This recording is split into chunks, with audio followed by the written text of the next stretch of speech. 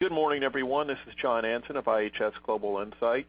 The topic today is the steel buyers, where are the bargains, and I'm going to try to go through that and give you an outlook for 2013 and a little bit of 2014 of what products will be going up, which will be going down, and essentially what you can look forward to as a buyer. Just one moment, please.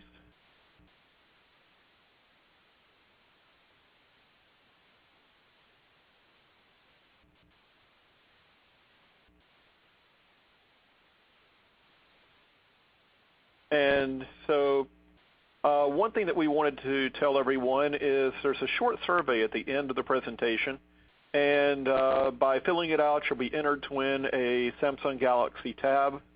No purchase necessary. You do not have to be an existing client. We just want to get feedback so we know where this presentation is good, where it needs to be improved, and what we should do in the future. So please fill it out. It makes the presentations better, and you'll be entered to win the Galaxy Tab. So with no further ado, let's get into the outlook here. And just briefly, for those who are not familiar with IHS and where my part fits into it, IHS is probably the largest information company in the world. We operate in the same space as Thomson Reuters and people like that. We have energy group, supply chain, defense, Jane's Defense, environment, health, and safety, country and industry forecasting, and commodities, prices, and cost. And I am in the commodity prices and costs. The country and industry is for executives and strategic planners. If you're opening a factory, which countries are safe, which countries are unsafe, both in terms of your employee safety and high tax rates or low inflation rates or whatever you want to look at. Commodities pricing and cost is targeted very much at people who are in the buying community and the supply chain community. So that is where I fit into it. And as we analyze prices, we do a top-down model. We start out with the natural gas. That feeds propylene. Propylene leads to polypropylene, which leads to finished plastic. Scrap feeds into hot rolled bars. Hot rolled bars feed into auto parts. So we look at it all the way from the top down and trace the cost all the way through the supply chain. So what are we looking at for steel for 2013 and into 2014? It is a buyer's market, but it's shifting towards neutral. No matter where you buy from, and we tend to look at the market in terms of North America, Europe, China, and then other. And in all areas, fundamentals right now favor buyers. There's good supply, prices are pretty low, but recent shifts are changing the story. It's not going to become a seller's market. We're not looking for exploding prices. We're not looking for tight inventory. We're not looking for a seller's market. We're just looking for a more balanced market. Second bullet, there are significant savings for those willing to import. The North America, United States, is one of the more expensive regions in the world. There are places with lower steel pricing. If you're willing to import, you can get bargains. Supply is good for every product except for special bar, and even there things are improving. If you're in auto parts, if you are in energy, special bar drives a lot of your world right now. But for the bigger it's a fairly small product. For all the big products, sheet, plate, reinforcing bar, merchant bar, structurals, name a product, supply is at least decent, if not flush, and therefore there is very low chance of supply shortage. The regional differences persist through 2013. The gap will narrow. Some of the price premium for the United States over, say, Europe or China will decrease, but it will not go away. And so import bargains will remain throughout the year. So let's look at it kind of as a demand side of it, the paradox of a three-speed world. Really, when you look at overall demand, the overall economy, it is a three-speed world. You have China and Southeast Asia, Indonesia, some of the other parts, growing very rapidly. You have the United States, North America, and a couple of other regions growing, but below the rate we'd like to grow at, 2%, 1.7% to 2%, rather than the hope for 3 to 3.5%. Then you have Europe, where things are actually contracting. Europe will have another year of recession. Europe just went through recession 2012. 2013 will also see contraction, particularly in southern Europe. But even Germany and France are getting weaker. Prices don't follow. Prices are the other way around. What you have is very much the highest growth in China, but some of the lowest steel prices in the world. You have middling growth in the U.S., but prices are the highest in the world. And you have recession in Europe, but European prices are higher than in North America, lower than in North America, but higher than in China. I still got that wrong. I am sorry. European prices higher than China, lower than North America, but they should be, by the fact they're in recession, technically you might think they'd be below China. It is not the case. Why do you have this disconnect between demand and supply and pricing? It's really the supply side. Demand is important, but capacity and inventory override it. If you have excess capacity, if you have excess inventory, prices are going to be weak. It is just that simple. You cannot overproduce and keep prices high. And steel companies are overproducing, and they just can't break themselves of the habit. So what do we see explicitly for prices? Weakness, but no collapse. We do not expect to see prices for U.S. buyers dropping to below $500 a ton for hot rolled sheet, 25 cents a pound. We simply do not see that.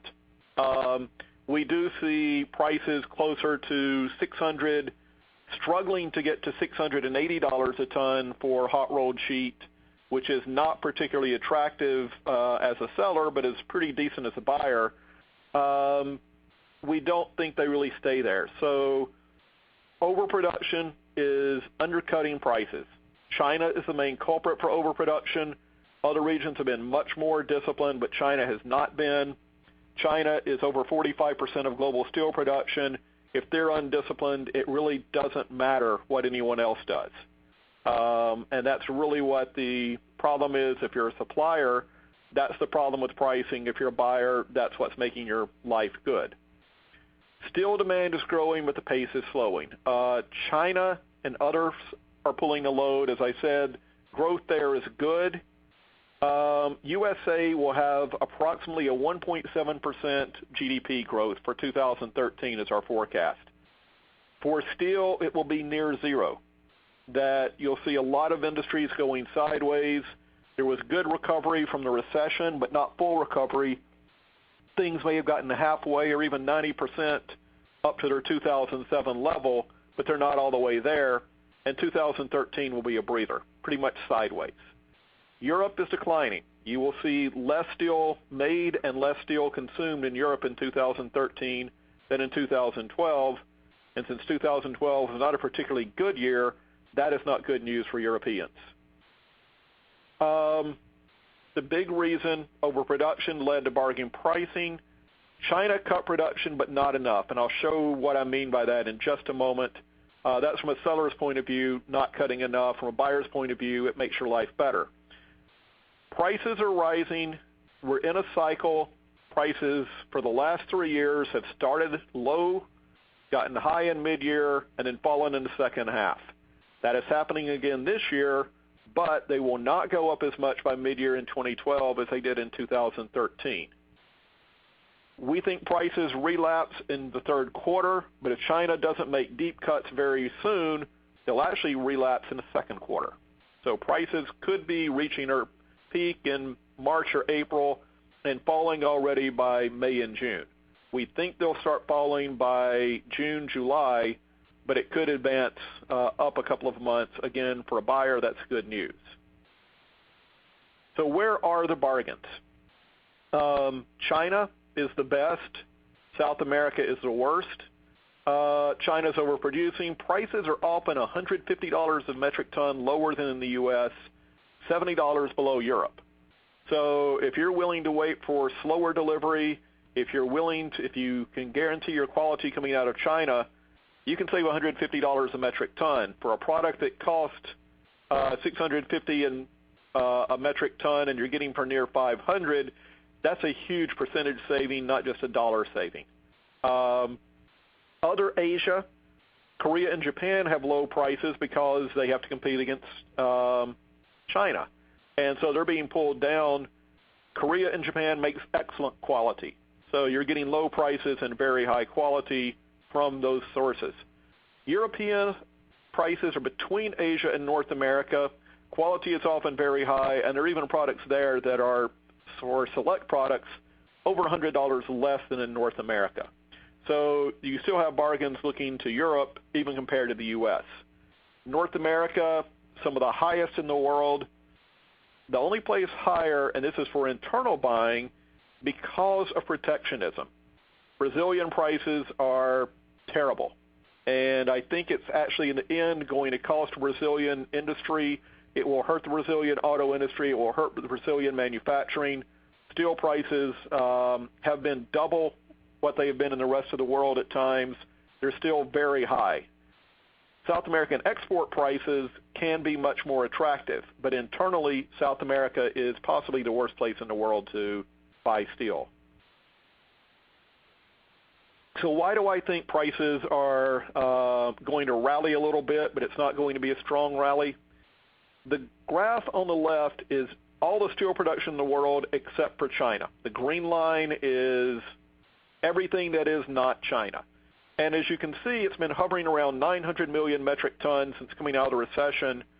Got up closer, 800 million, made a run at 850 but couldn't sustain it. Did the same thing last year, or in 2011, made a run at 850, couldn't sustain it.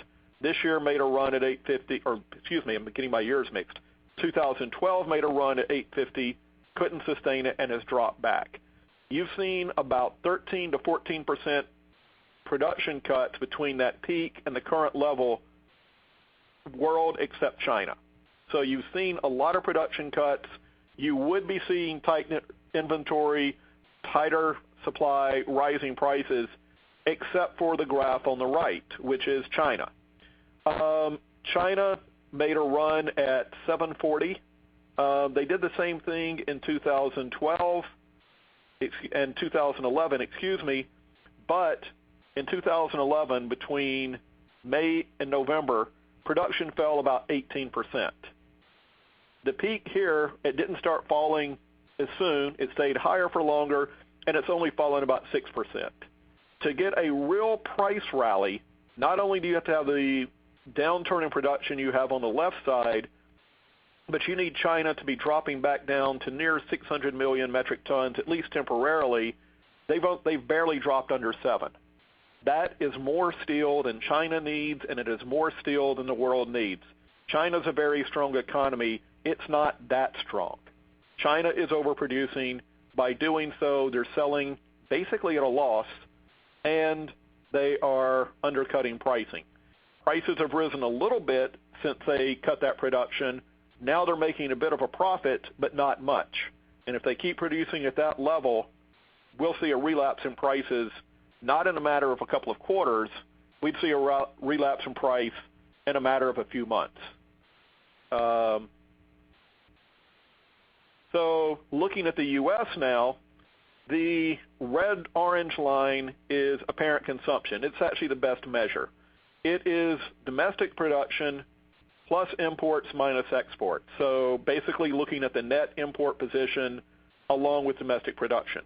You can see domestic production in the U.S., it made a run at 90. I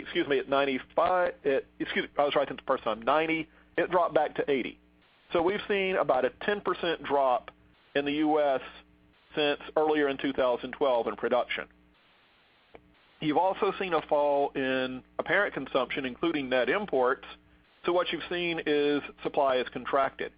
One thing I'd like to point out is if you look at the left side of the graph, in 2007, early 2008, imports are fairly significant. About 20% of the steel coming into the U.S. was import. Coming out of the recession, when you have that much idle capacity, you don't need to import anything. You have plenty of capacity. You can make everything you need domestically.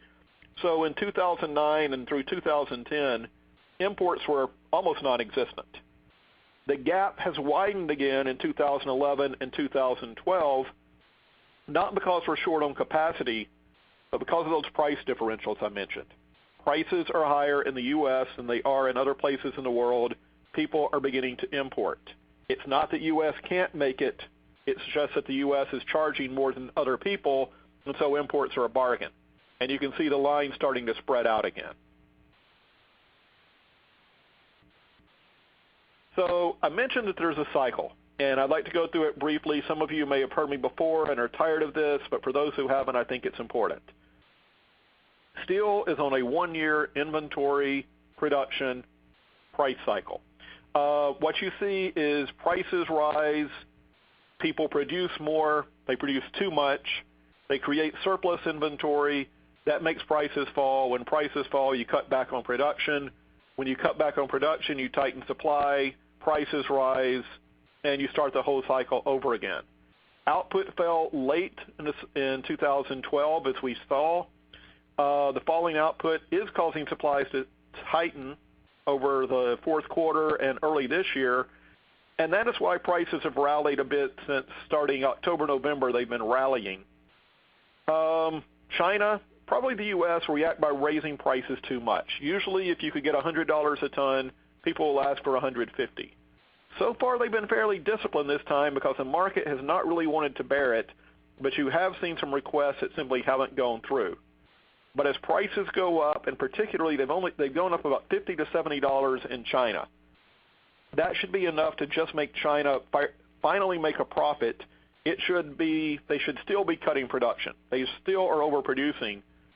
But my expectation is those production cuts we saw in that China graph will either not go any deeper or maybe even reverse and go back up near the 740 level.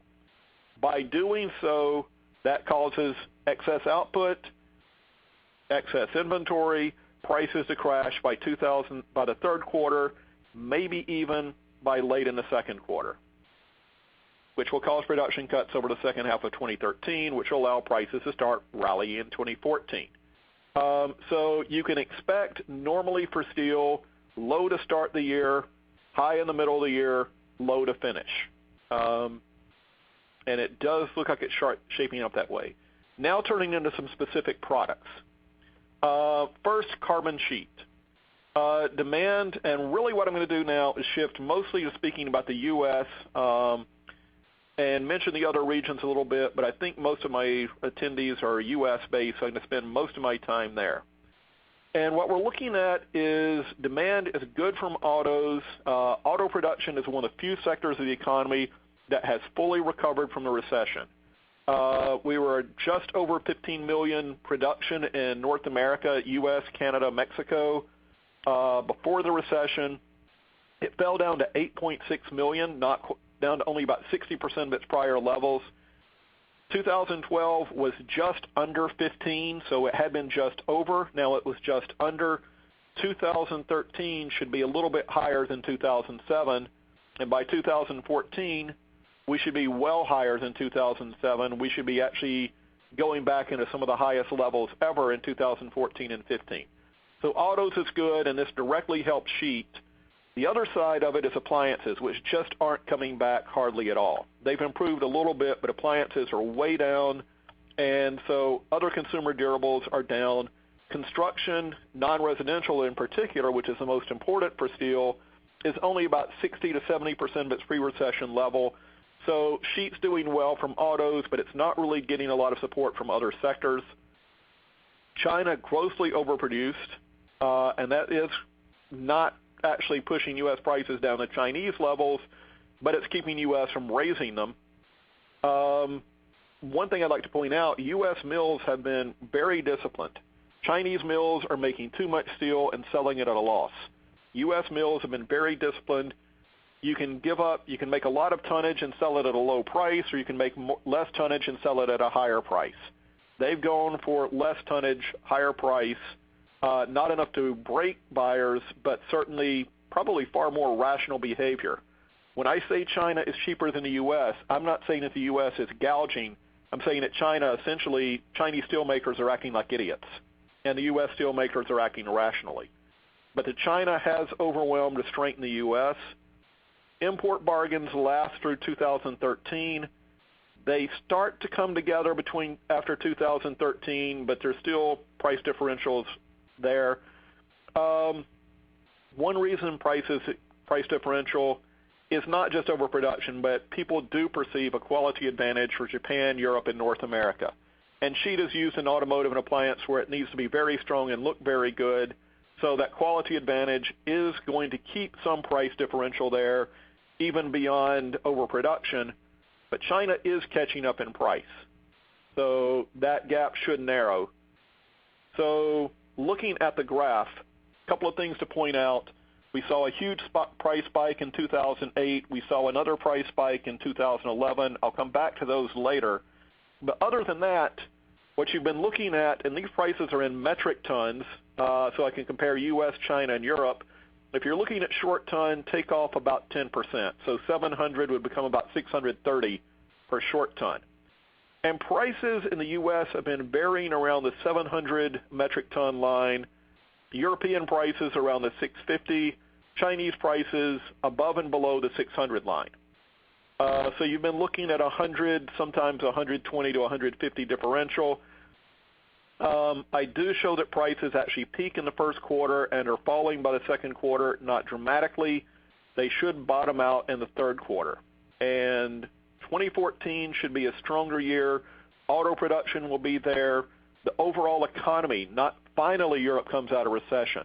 Finally, U.S. stops growing at 1.7 and starts growing closer to 2.3 to 2.5. So you should see a stronger 2014, although not a booming.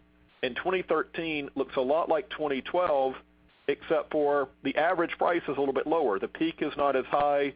The trough is a bit deeper.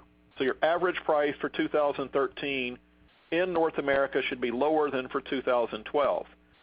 For China and Europe, it should be about flat. China and Europe are so low, they really can't get much lower. They've been losing money. They can't go any lower.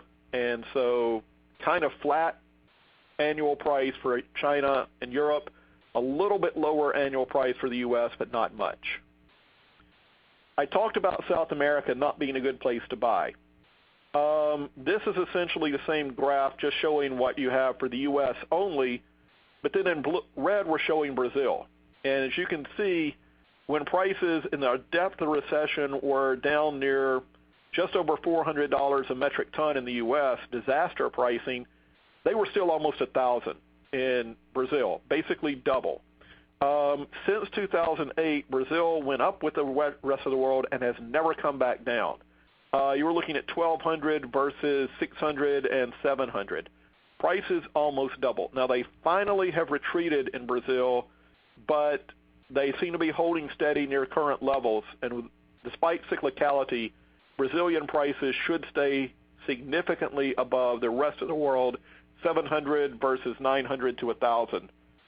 It does hurt Brazil, I believe, their manufacturing, but it is incredibly protected both in monetary tariffs and in tonnage restriction. And so that differential should last. Carbon bar, other major type of product, persistent bargains through 2013. Beyond that, we assume that Europe starts to align with U.S. prices. European quality and U.S. quality are very near equal. Europe makes very high quality, so does the U.S., and yet for a time, for some products, the U.S. was charging $150 a ton more for an almost identical product. I don't think that persists. There is some convergence eventually. Rebar is not nearly as large a spread as merchant bar. Rebar is the commodity of commodity products. It is very similar globally, and because imports have been a threat there, you've had not nearly as large a spread. Merchant bar does have a price advantage from Europe, Japan, North America over China. Chinese prices consistently are lower. Buyers tell me that there's a bias against their quality. They don't think Chinese bar quality is up to the snuff. That could be the case, but I think it will be catching up over time. You have to remember that the entire Chinese steel industry essentially is 10 years old or newer. That they were making 110 million metric tons in 1999. Now they're making 740 million. So six out of 7 are brand new, and they've shut down a lot of that old 110 million that was low quality. So effectively, 8 tons out of 9, or maybe 9 tons out of 10 coming out of China are from mills that are less than 10 years old. Their quality is catching up. It may not be up to U.S., North America yet, but it is catching up. Vet it carefully. Make sure you deal with a good supplier. Make sure that you like what you get from them, but it is a place to go. And as you can see here, looking at merchant bar, these spreads are even wider than they are for sheet. If I took it back historically, the blue and the green line, U.S. and Europe, are almost identical.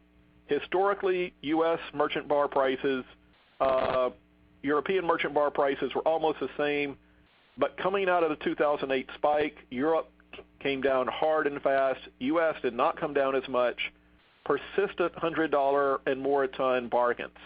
That has narrowed already considerably, but it does maintain. As you can see, the orange line for China has remained kind of as the floor. Europe drops down to the Chinese floor, but then rises. This is a very flat forecast. There's not a lot of cyclicality. Production's been controlled very well here. Prices are just nudging up in the U.S. and Europe. They've come up more in China because they were so low they had to come up some.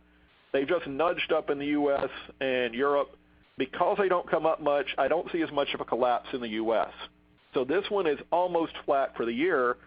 And since 2012 had a declining from 1,000 down to 800, average price of about 900 in 2012, average price of 800 in 2013. Although we move sideways from here, the average price in the U.S. for 2013 will be considerably lower than it was in 2012. Good news for you as a buyer. European prices should be modestly lower. Chinese prices should be about flat or slightly higher. One of the other major bars is rebar. And as I said, we've had import pressure. It's a very generic product, and you simply don't have those price differentials. Right now, the prices globally, there was some differential in 2012. It has gone away. Not just import tonnage, but the threat of imports. It's not just whether I order steel from Europe or China. It's if I threaten my supplier that I will if I don't get a better price. It has brought U.S. prices down. They don't have a lot more downside to go. It's about $650 a ton. That's really just covering costs and making a fair profit. It's not much lower to go. If they go below that, they're actually selling at a near loss. We do have slight declines, but not much. And so the annual price, again, since it declined in 2012 from a high start, annual price in 2013 is lower. This one, because we finally see construction coming back in the U.S. very strongly in 2014 and modestly in Europe, or at least the glimmerings of improvement in Europe might be a better way to put it. Price should rise pretty significantly next year. We see a lot of up push late in 2013, very late, and through 2014, because finally you'll start seeing construction activity. Good news for your market side, but it should push rebar prices up quite noticeably for 2014. Final product on the cover, and then start looking, and I'll talk about a couple more, but I don't have graphs for them. They kind of follow the same trend. Stainless is a product without regional differences. I've talked about how you had regional differences between U.S., Europe, China. You don't see that in stainless. There is difference in supply and demand. China has added huge amounts of capacity. They can go into high inventory, but the biggest driver of stainless cost is not inventory, it's not supply. Unlike for carbon steel, it is the cost of the alloys, particularly the nickel, but also ferrochrome, things like molybdenum and other alloy metals that go into it. Those prices are set globally on the London Metal Exchange, the Shanghai Futures Exchange, the Chicago Mercantile Exchange. Since their global prices for nickel is the same in China as it is in Europe as it is in the U.S., the price for products bearing nickel is going to be the same in China as it is in Europe as it is in the U.S. For differences, and the other thing is stainless steel instead of costing $700 a ton, cost about $3,000 a ton. So a $100 difference on $700 is pretty significant. $100 on $3,000 is still something, but it's not nearly as big a percentage difference. Proportionality, the differences are much smaller, and they don't last. This similarity will continue. Persistent gaps in stainless pricing are hard to envision. If you do see a gap, you better take advantage of it quickly because it will close soon, because if you can buy it for $3,000 in the U.S. and sell it for $3,500 in China, you'll buy in the U.S., you'll sell to China, prices go up in the U.S., down in China, and it equalizes. And so you're not going to see persistent differences. So what do we see for stainless? Kind of a mixed year. Prices certainly declined significantly since 2012. Nickel came down. Ferrochrome, the highest other than iron in stainless steel, but far less expensive than nickel, so far less a driver of the price. Ferrochrome has been rising. Nickel has been declining. So what you've seen overall is you've got down in the U.S. to about $2,900 a metric ton. Here, Europe and China were higher than the U.S. at around $3,000. The U.S. has rallied. The U.S. has caught up to the rest of the world. Going forward for 2013, very sedate nickel prices. Nickel mines have opened. You see prices for nickel getting down to around $16,500, $17,000 a metric ton. That's the cost of production. It's almost impossible for nickel to go lower, but demand and supply, demand is not that great, and supply is very high of nickel, so it's very hard for nickel to go up. The increases you do see are because ferrochrome is tighter. Ferrochrome is about 15% of the cost of grade 304. Nickel is 70%. So ferrochrome has to double to equal a 20% rise in nickel. Nickel's barely going to go up. Ferrochrome is going to go up 10 to 15%. This will pull stainless prices with it, but not very significantly. A pretty flat year for 2013. Just as in rebar, we see better things for 2014. Prices fairly significantly higher. If you can start locking in prices to mid to late 2013, you can avoid probably some pretty big price increases for 2014. But it is a fairly benign forecast, and as a buyer, it's in your favor. Now, a couple of others I didn't mention, wasn't sure how my timing would work, but I do want to get into. Structural steel is a pretty good following essentially along the lines of rebar. There were some fairly large price differentials between U.S. and other parts of the world which have narrowed. That would sound like merchant bar, but the demand side for structurals, again, very flat, not very strong 2013, significant increase for 2014.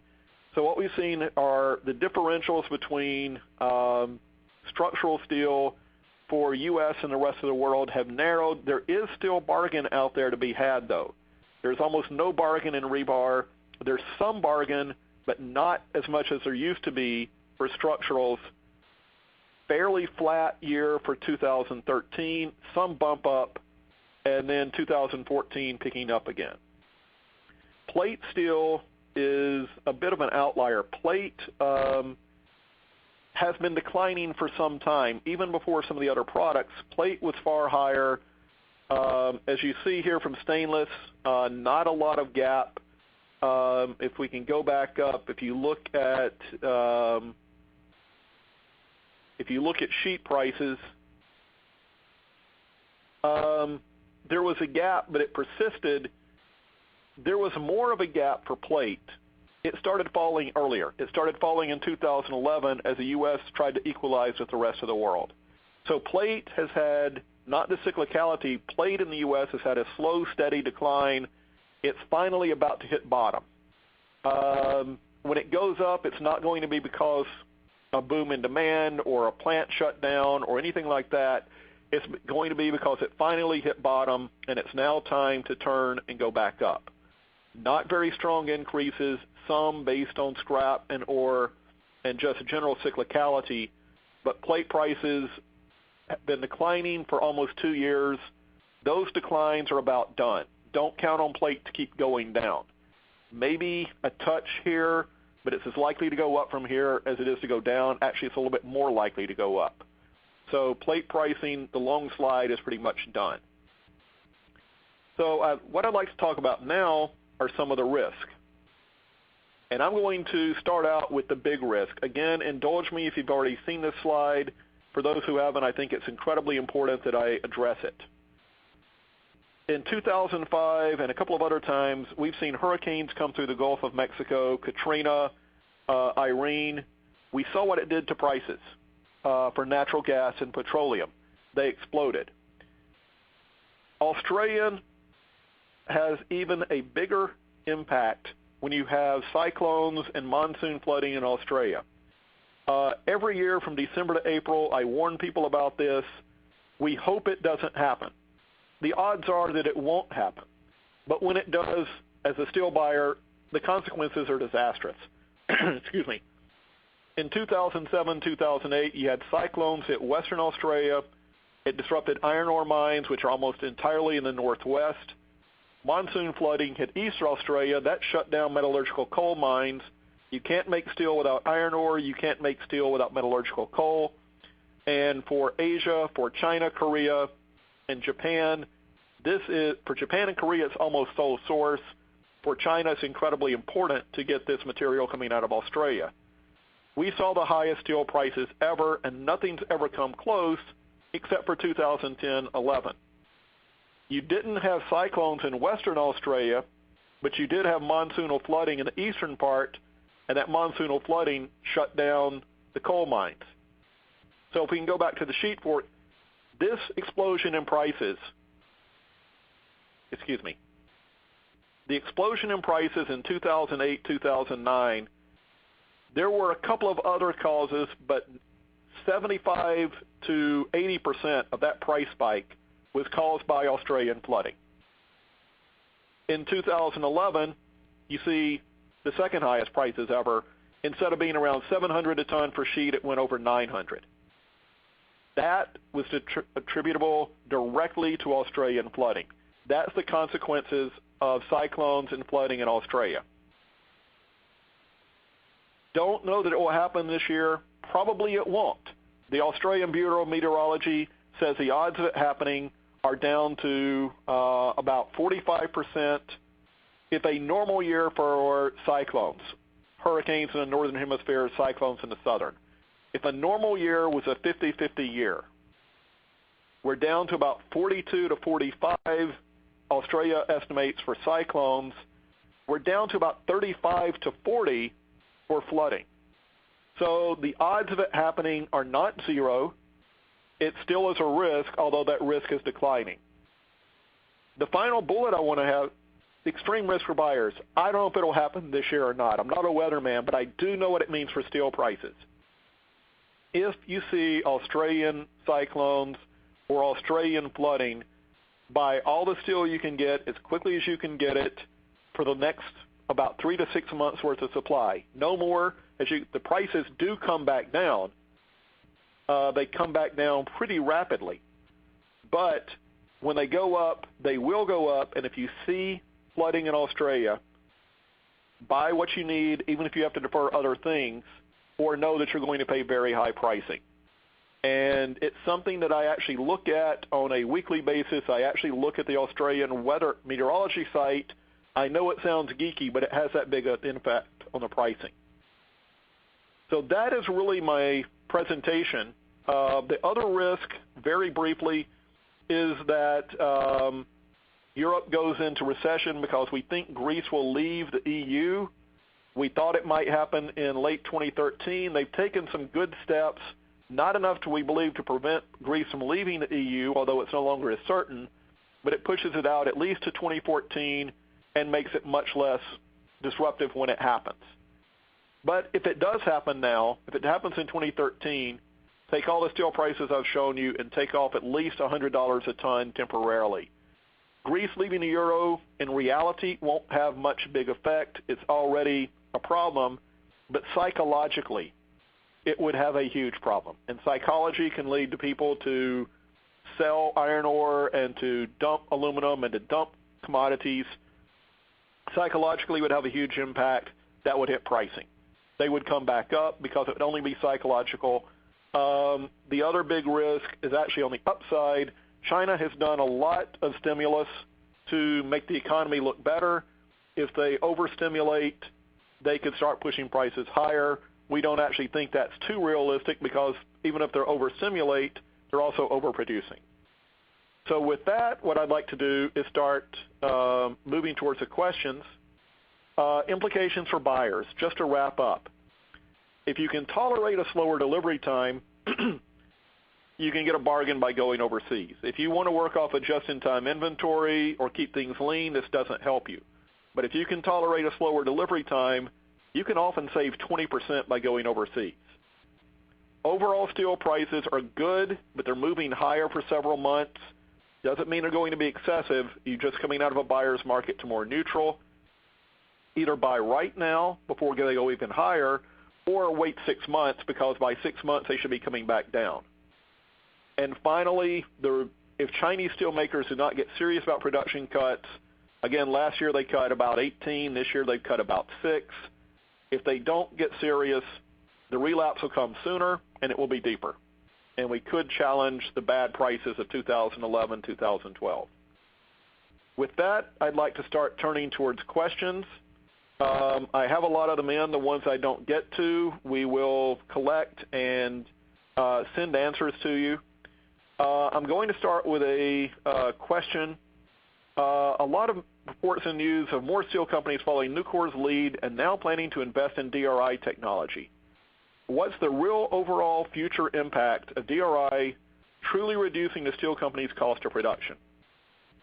DRI will change the steel industry, but it won't be fast. I think the steel industry is right to be looking at DRI, and it's right for people to discussing it, but people think it's a right now answer. It's a 10-year answer.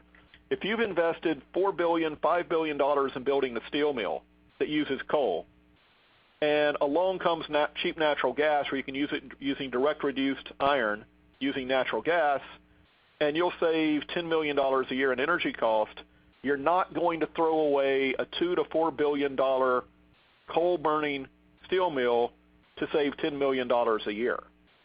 If you build more capacity in the future, you will use direct reduced iron probably rather than some of the other technologies.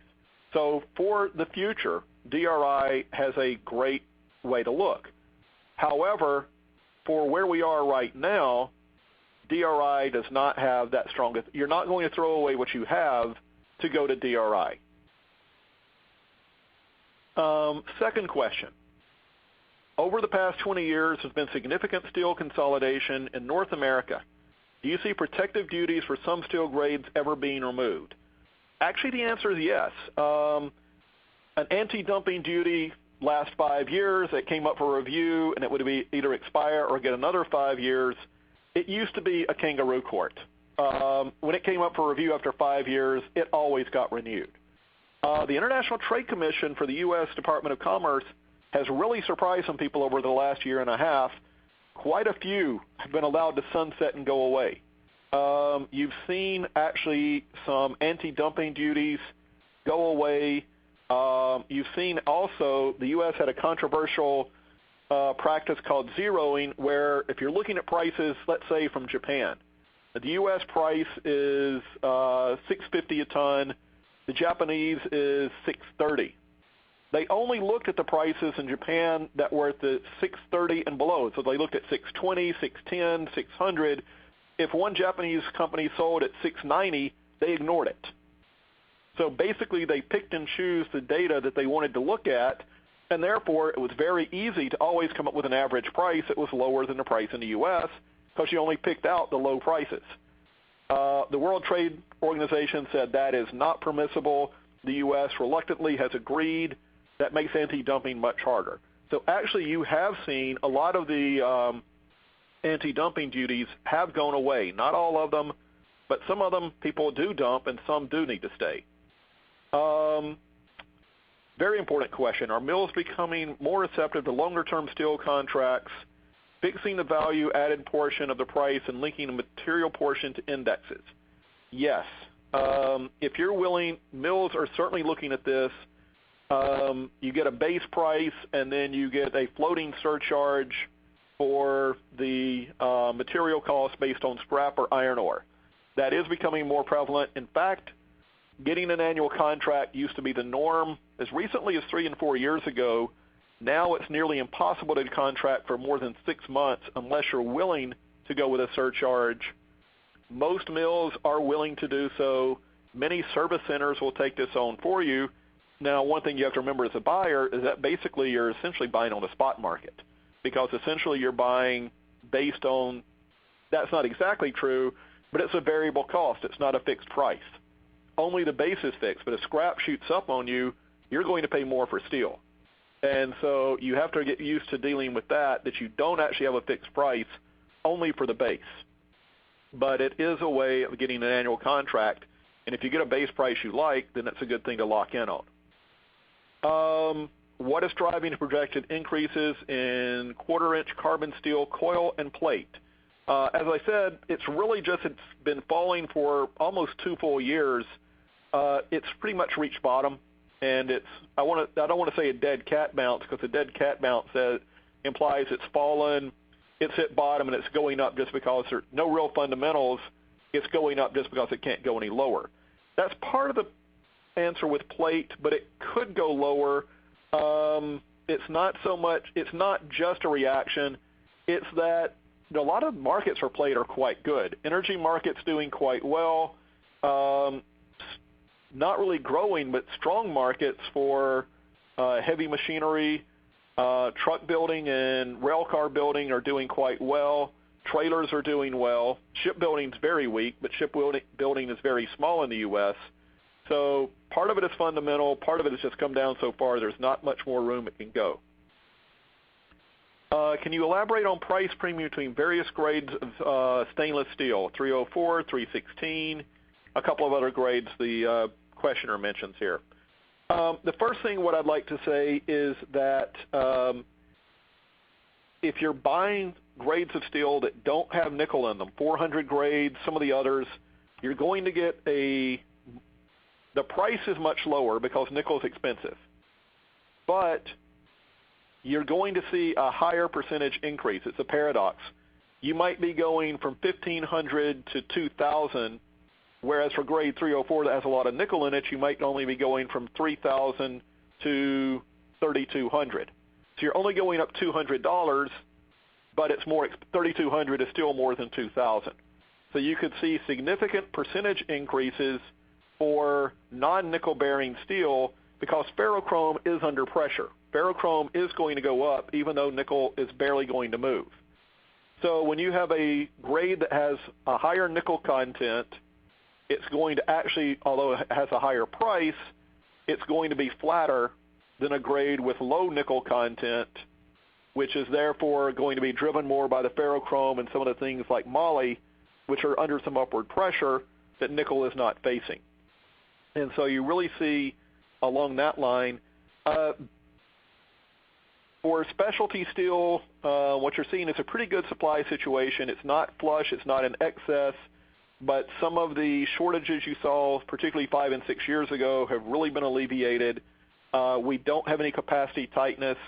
For grade 304 and some of the more commodity grades, the other thing to remember is the Chinese have added massive amounts of commodity grade plate stainless capacity, so commodity grades are being held down for that reason as well. Will prices be lower for China manufacturers who use Chinese-made steel? Yes, they should be. Chinese prices have stayed lower. Chinese prices are lower than the U.S. They're lower than Europe. They will remain so. And also, if I can go back up a few slides, if you'll bear with me. Actually, I guess it's kind of locked in. Prices, if you look at stainless prices over the past few years, they've trended upwards for some of the years in dollars. All the prices I gave were in dollars. The dollar has been falling in value versus the Chinese renminbi for some time, and if you looked at the stainless prices in Chinese yuan, they have been almost dead flat even as they've gone up in dollars. That's the exchange rate impact. So between exchange rates and just lower overall level, steel prices for manufacturing in China will be attractive compared to attract manufacturing in the United States.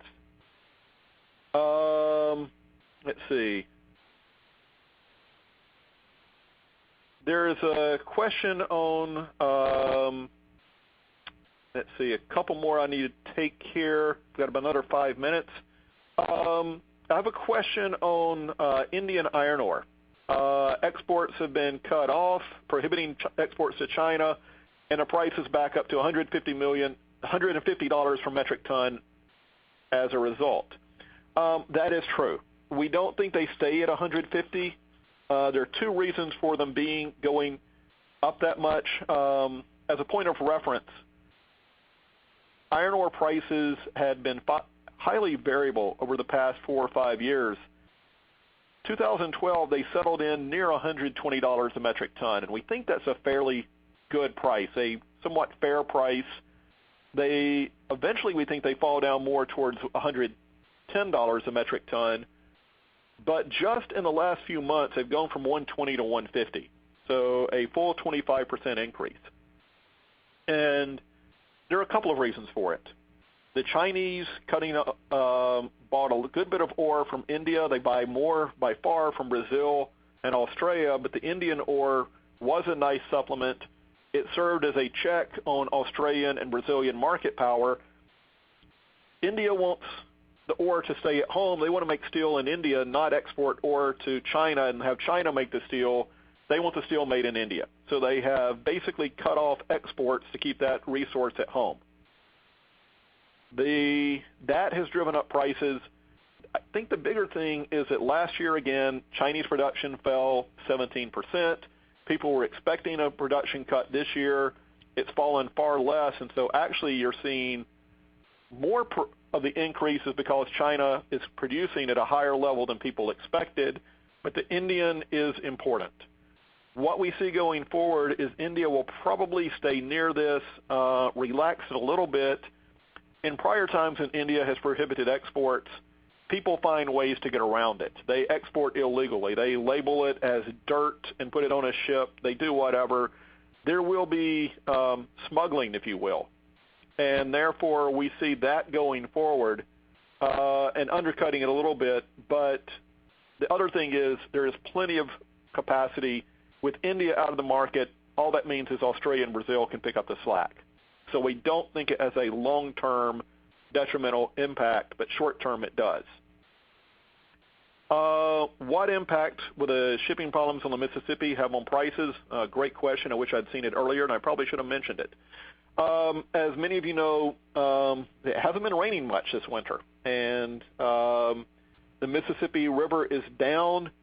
Huge amounts of iron ore, metallurgical coal, and scrap flow along the Mississippi and the tributaries. Right now, we haven't seen much impact. Scrap prices, even though ore's gone up 25% on the global market, scrap hasn't gone up much. It's still moving well enough that it hasn't really cut things off. But if the river levels stay low, what it tends to do is actually keep some of the Midwestern prices lower and drive up prices in the South and in the East because a lot of the scrap is generated in the Midwest and it's shipped out via barge. And if it can't flow via barge, it gets kind of landlocked in around the Great Lakes area, suppresses prices in the Great Lakes. And by the way, the Great Lakes is kind of the basis for the scrap prices we forecast and publish. but it doesn't get to mills down in the South, and also it doesn't get to the export in Philadelphia, Baltimore, and some of the other places. And so with less, it can actually drive up prices in the export markets because there's less scrap in Philadelphia to send to Europe. So you can start seeing a split in prices regionally. Overall, it would make prices, the total U.S. average would be higher, but it would actually be a little bit lower possibly in the Midwest. I think this is a far more serious winter. Luckily, it hasn't rained, but luckily you don't have a lot of evaporation in winter. If we don't get rain soon, then we could have some real distortions come this summer. And I think that's where, if this backs in, the summer is where you'll see the biggest impact. Let's see. What about aluminum sheet prices in 2013, up or down? I'm not the aluminum expert. That's John Mothersole, but I do know enough about it that I think I can answer this one. Up, but not very much. Aluminum has been going for about $2,000 a metric ton, a very low price. Some mills are actually losing money at $2,000. We think prices go up closer to $2,300 a metric ton. That is, on percentage basis, it's fairly significant, about 15%. On a dollar basis, though, it's really, probably they should be at $2,300. $2,000 is really a bit too low a price to justify the price of bauxite and electricity and the cost of making aluminum. So it should go up to $2,300. We don't see a lot more upside than that. It has been around $2,300. This shouldn't be a shock to most aluminum buyers, $22, $23. But we just can't see it staying down as low as it is now because they're not really covering cost. There are multiple people asking about tin plate, and what I'll need to do is gather some more information on that. And what I'll do is I'll be emailing out answers to you on tin plate. I need to get a little bit more on the actual forecast for tin. I apologize. There are multiple people asking, and I will get that response out by close of business tomorrow or midday Friday at the latest. So I'm not ignoring you, but I need to get a little bit more information on that. Are stainless prices in India at the same levels as in other regions? It is my belief that the answer is yes. I haven't looked at the data in the last few months, but early in the fourth quarter, yes, Indian prices were generally in the same range. Indian prices, like Brazilian, can be a bit higher, but again, for stainless, the main thing being setting is the cost of the internationally traded metals, and so was pretty much in the same region.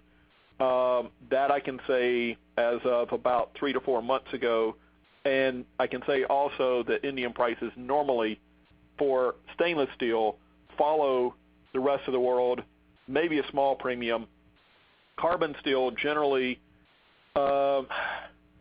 India is a low-cost producer, and when they overproduce, it falls a bit low, but India is also protectionist.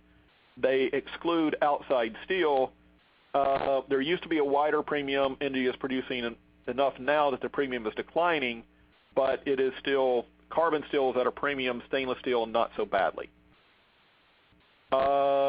Within stainless topic, another question, does Brazil go along with your statement of no regional differences?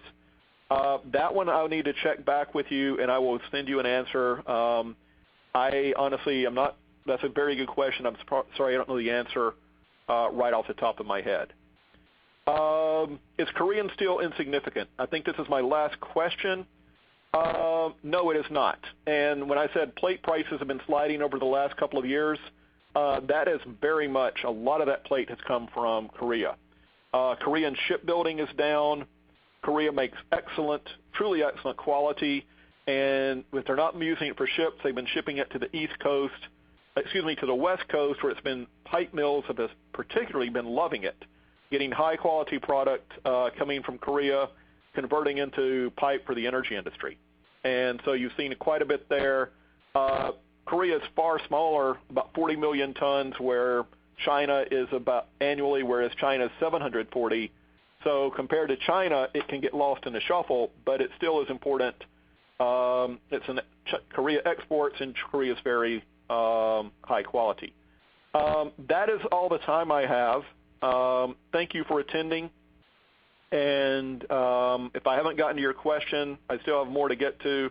I will work to get answers to you, as I said, probably by midday or a little bit later on Friday. Thank you for attendance, and look forward to talking to you again. Goodbye.